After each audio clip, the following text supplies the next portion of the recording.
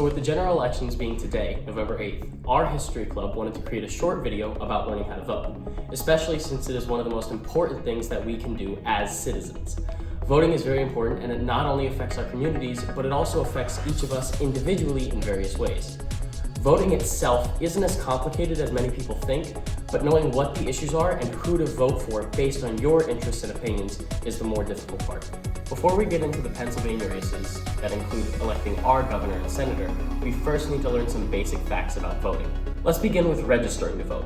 There are a few requirements that need to be met before registering in Pennsylvania. To be able to vote, you must be a citizen of the U.S. for at least 1 month before the election. You must be a Pennsylvania resident of your district for at least 30 days before the election, and you must be 18 years old on the day of the election. To register online is very simple and only takes a few minutes.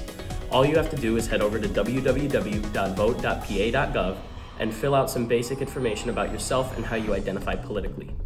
Unfortunately, if you haven't registered yet, you will not be able to vote in today's election, but you should still register so that you'll be ready for the next one. If you're already registered, make sure you know your polling place, which is on your certificate of voter registration that would be mailed to you upon registering online. Or just Google, "Where is my polling place?" enter your address, and your polling place will appear.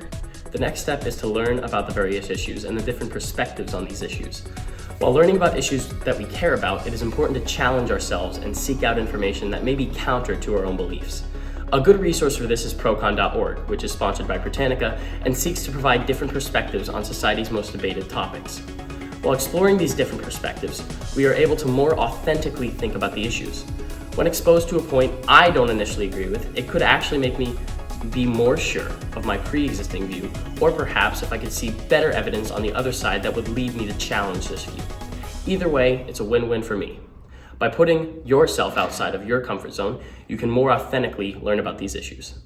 So if you're following along so far, you know how to register to vote and have at least some understanding of how to research different issues that you find important.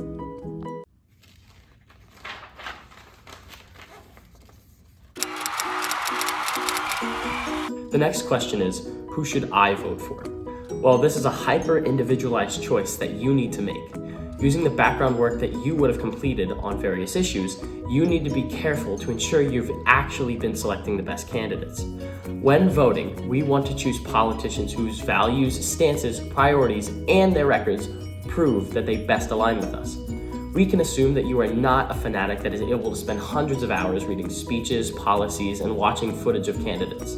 Therefore, we need some place to go to learn about these candidates on their issues. One resource, On the Issues, does just that. While on the website, you can click on the candidate that you want to learn more about, and you can see where they stand on topics like abortion, gun control, Social Security, and so on.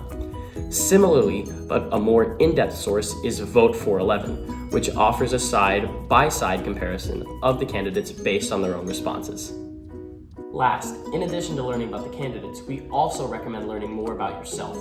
We recommend taking the I Side With quiz that offers a deeper look at your political views and those candidates and parties that most align with you.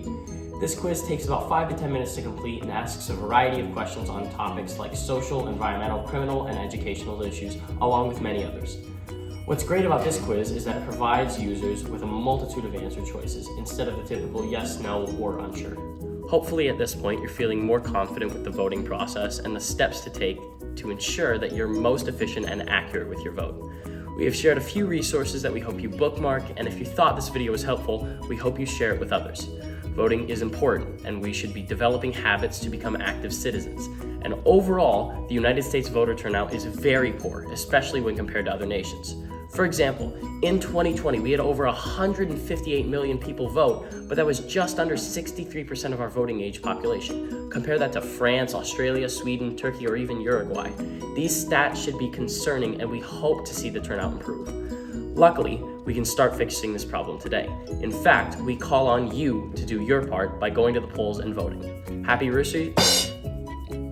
Just keep going. Happy researching. Happy researching, happy voting, and thanks for watching.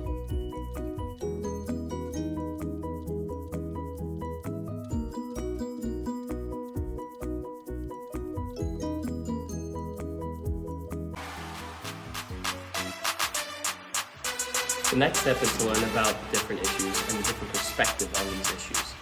You start. That round. Last, in addition to learning about candidates, we also learn. My bad.